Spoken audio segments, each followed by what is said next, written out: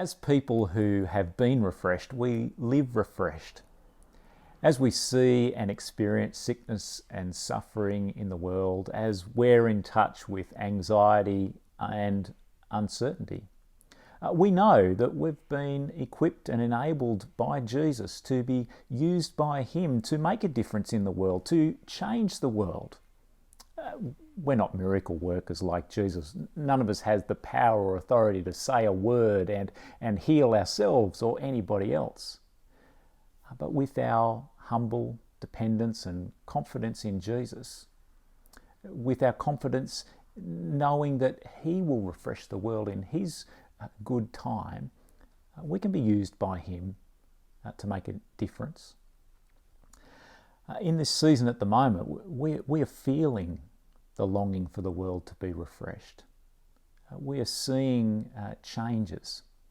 I mentioned last week that I was going to be in a meeting with other church leaders to be briefed on what to expect as we come out of but continue to live with coronavirus and even perhaps other pandemics that may come along the way.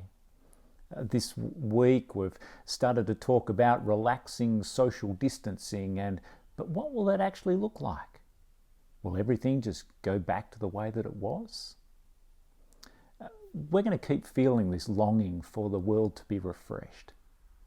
And as you and I have our confidence in Jesus, we're enabled to make a difference in the ways that we can see today and in ways that will come up tomorrow and the next day, as we'll be people with an eye to Jesus bringing about that ultimate refreshment, but being used by Him to live refreshed today. I'm glad we had a chance to connect with Bruce from Compassion. Here at New Life, we've had a long relationship with Compassion Child Sponsorship, particularly in Ghana. And in my family, we've had an even longer relationship with Compassion. I know many other people at New Life have as well. Things have changed around the world for child sponsorship.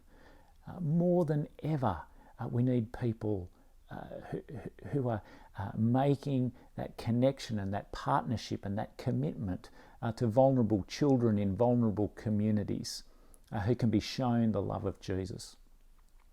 Something that stands out for us about Jesus in Matthew chapter 8 is his compassion, that He's the one who goes towards the vulnerable people and the outcast. If we're going to live refreshed in the world, we're going to live like Him. So I'm looking forward to hearing more from Bruce next weekend in our podcast about how we can keep growing our partnership with Compassion Child Sponsorship as individuals, as a church, and as a whole church. But there are so many other ways for us to live refreshed in the world and in the days ahead. And I want to encourage and challenge you in going out from today, because you are someone who knows what it is to be refreshed by Jesus, that we might keep looking at the world with fresh eyes, looking for new opportunities to make an impact, to make a difference. Not in ways that are going to be tweeted or get the most number of likes on Facebook or mean for us to be interviewed in the media during the week. But just those steady, quiet ways of influencing and impacting people's lives, pointing them to Jesus, sharing with them the confidence and hope that we have of a world that is refreshed. And in God's kindness and providence and for the glory of Jesus, that He might refresh the lives of those people round about us, that they might be drawn to Jesus and know true and ultimate refreshment in Him.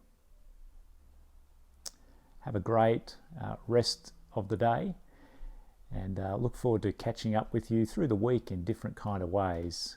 And back here next Sunday, New Life at Home, and we'll look at the rest of Matthew chapter 8 together.